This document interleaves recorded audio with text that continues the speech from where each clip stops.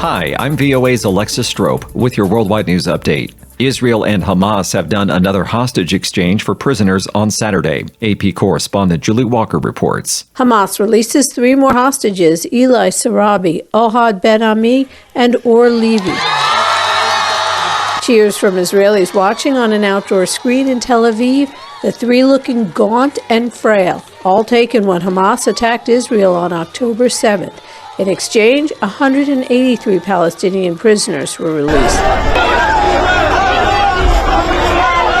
With Gazans cheering for them on the Strip, this was the 5th swap in the 6-week ceasefire deal.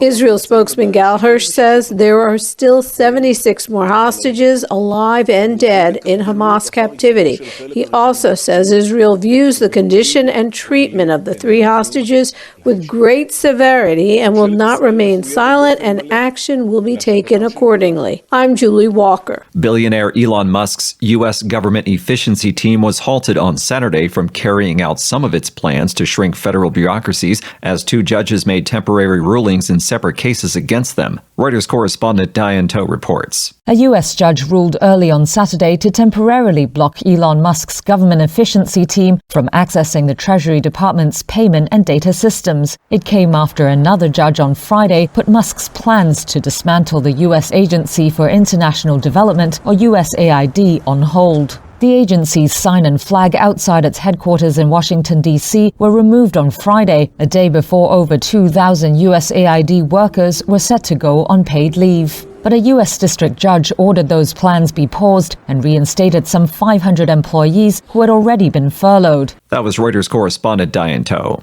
This is VOA News. Authorities are working to recover the wreckage of a plane crash in western Alaska that killed 10 people, while investigators are trying to determine what caused the small commuter aircraft to go down in the icy Bering Sea. VOA's Christina Manenti reports. Officials said contact with the Cessna Caravan was lost less than an hour after it left on Thursday. The wreckage was found Friday by rescuers who were searching by helicopter. All 9 passengers and the pilot were killed. Crews on Saturday were racing to recover the wreckage and the remains of those killed in the crash before expected high winds and snow. Radar data provided by the U.S. Civil Air Patrol indicated the plane rapidly lost elevation and speed, but it's not clear why that happened, according to the U.S. Coast Guard. Christina Manenti, VOA News. More than 200,000 protesters have demonstrated in Munich against far-right extremism ahead of the German general election. The far-right anti-immigrant Alternative for Germany party is in second place in recent polls and has prompted widespread protests across the country before voters cast their ballots on February 23rd. Saturday's protest in Munich brought a significantly larger crowd than expected. The police estimated the crowd at 200,000 people, according to reports, but the event's organizers estimated it could be up to 320,000. President Donald Trump has followed through with a promise to punish South Africa for what he calls human rights violations against white South Africans. AP correspondent Donna Warder reports. President Donald Trump on Friday signed an executive order stopping all aid to South Africa for what he says is the country's new land expropriation law that discriminates against white Afrikaners. And Trump wants to give refugee status to white South Africans. Because of apartheid, whites now make up 7% of South Africa's population, but own about 70% of farming land. The new law doesn't mention race, even though some Afrikaners fear the act will target them and their land. Mnato Nomo is a black South African living in Johannesburg. The act does not specify the race of any people.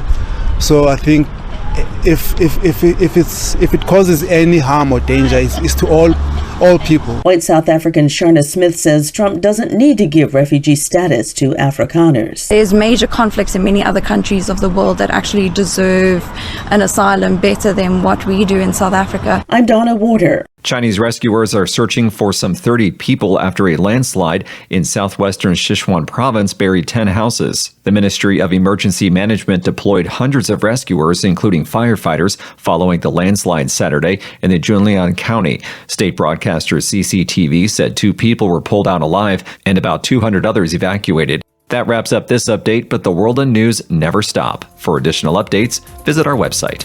I'm Alexis Strope, VOA News.